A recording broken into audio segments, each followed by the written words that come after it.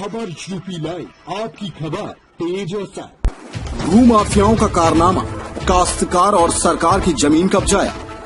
MPS global school का निर्माण अवैध तरीके से करने का आरोप। एसडीएम की रिपोर्ट में स्कूल के संचालक के फर्जीवाड़े का हुआ खुलासा। बीएसए ने पहले एमपीएस ग्लोबल स्कूल बंद करने का जारी किया आदेश। कुछ ही घंटे बाद बीएसए बैकफुट पर आए, अपना ही आदेश वापस लिया। आखिर गलती पकड़े जाने के बाद भी कार्यवाही की हिम्मत क्यों नहीं जुटा पा रहा प्रशासन?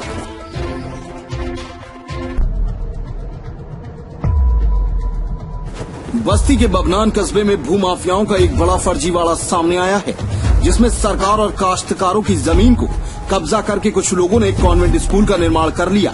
इस पूरे मामले की शिकायत जब जिला प्रशासन से हुई तो एसडीएम ने इसकी जांच की और जांच में पाया गया कि जिस जमीन पर स्कूल का निर्माण कराया गया है वह सरकार और काश्तकार की है। अब सवाल ये उठता है कि किसी और की जमीन पर कब्जा करने वाले दबंगों के खिलाफ कार्रवाई करने से जिम्मेदार क्यों बच रहे हैं? बबनान कस्बे में एमपीएस ग्लोबल स्कूल का संचालन काफी सालों से चल रहा है, लेकिन जब शिकायतकर्ता शैलेश सिंह ने 2 साल पहले एक शिकायत की कि जमीन पर स्कूल का निर्माण कराया गया है, उस जमीन का 1/4 हिस्सा उसका और कुछ हिस्सा बंजर में है। मतलब स्कूल का निर्माण काश्तकार और सरकार की जमीन को लूटकर दबंगों ने कर लिया। मगर जब कार्यवाही की बारी आई तो अफसरों ने आंखें बंद कर ली। शिकायतकर्ता शैलेश सिंह का आरोप है कि एसडीएम ने जांच की, इसमें पाया गया कि स्कूल का निर्माण अवैध तरीके से किसी की निजी जमीन पर किया गया है। इतना ही नहीं, सरकार की जमीन कब्जा कर स्कूल खड़ा कर दिया गया।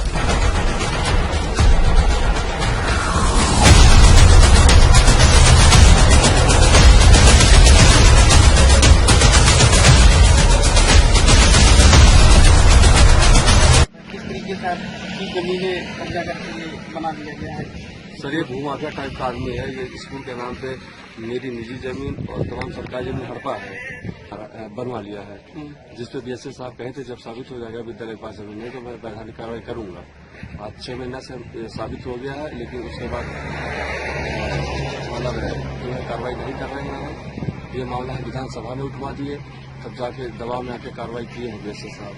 उसके बाद भी अब पता नहीं किस जवाब में अपना फैसला उठाने के लिए सरकारी जेल से पता नहीं क्या रास्ता ले रहे हैं। क्या आदेश दिए थे बीएसए साहब ये आदेश दिए थे कि पहली अप्रैल से जो विद्यालय संचालन न हो, उसके बाद भी अपने विद्यालय का संचालन ये निरंतर प्रयास कर रहे हैं।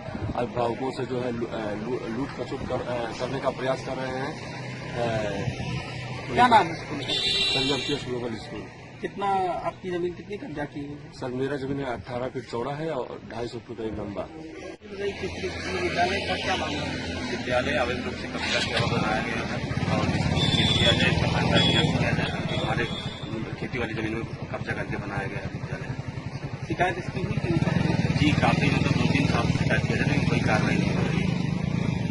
इस लेवल से कार्रवाई नहीं हो रही।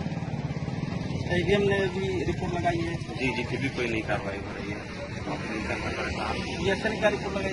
बीएसए रिपोर्ट लगाए थे, लेकिन बीएसए फिर पलट गया। एसडीएम ने अपनी रिपोर्ट जिलाधिकारी को सौंपी, मगर महीनों बीत जाने के बाद भी किसी ने स्कूल के खिलाफ कोई कार्रवाई नहीं की। इतना ही नहीं, इस रिपोर्ट के आधार पर बेसिक शिक्षा अधिकारी ने भी एमपीएस ग्लोबल स्कूल के फर्जीवाड़े पर एक्शन लिया। नोटिस जारी करते हुए 1 जुलाई से स्कूल के संचालन पर रोक लगा दी। लेकिन आदेश दिए कुछ घंटे बीते थे कि भूमाफियाओं के आगे बेसिक शिक्षा अधिकारी ने घुटने टेक दिए। अपना आदेश वापस लेते हुए मामले में विधिक सलाह लेने का हवाला देकर कार्रवाई को ठंडे बस्ते में डाल दिया। कार्यवाही न होने से शिकायतकर्ता शैलेश सिंह काफी निराश हो गए। उन्होंने इस पूरे मामले की शिकायत शासन में की है। शैलेश सिंह ने कहा कि एसडीएम ने रिपोर्ट लगा दी, फिर भी कार्रवाई नहीं हुई। एमपीएस ग्लोबल स्कूल बंद करने का नोटिस जारी किया, लेकिन कुछ ही घंटे बाद वे अपना आदेश वापस ले लिए। न जाने किस दबाव में जिला प्रशासन इस स्कूल के खिलाफ कार्रवाई करने से कतरा रहा है।